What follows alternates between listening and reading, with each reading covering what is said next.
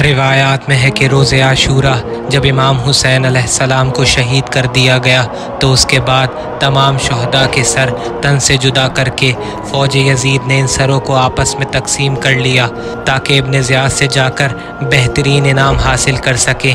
इमाम हुसैन अलैहिस्सलाम का सर खूली को दिया गया ताकि इब्न ज़ियाद के पास ले जाया जा सके।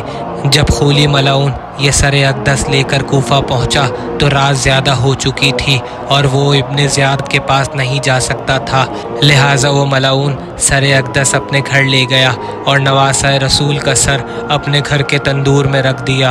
रात गए खूली की ज़ौजा जब अपने कमरे से बाहर निकली तो उसकी नज़र तंदूर पर पड़ी।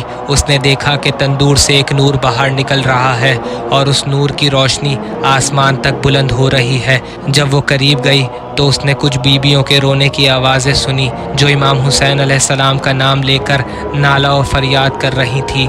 जब उसको ये पता चला कि ये नवासा रसूल सल्लल्लाहु अलैहि वसल्लम का सर है तो ज़ारो कतार रोने लगी और फिर उसके बाद सारी ज़िंदगी सोग में रही।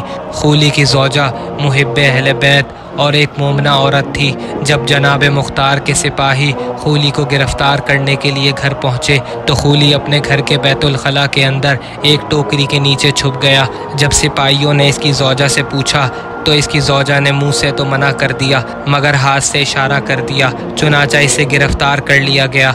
जब इसे गिरफ़्तार करके जनाब मुख्तार के पास ले जाया जा रहा था कि रास्ते में ही जनाब मुख्तार मिल गए। इन्होंने हुक्म दिया कि इसे इसी के घर के सामने कत्ल किया जाए। चुनाचा ऐसा ही किया गया। कत्ल के वक्त जनाब मुख्तार भी मौजूद रहे और इन्हीं के हुक्म से कत्ल के बाद इसके नजिस बदन को नज़र आतिश किया गया और जनाब मुख्तार उस वक्त तक वहाँ मौजूद रहे जब तक वो जल के राख ना हो गया।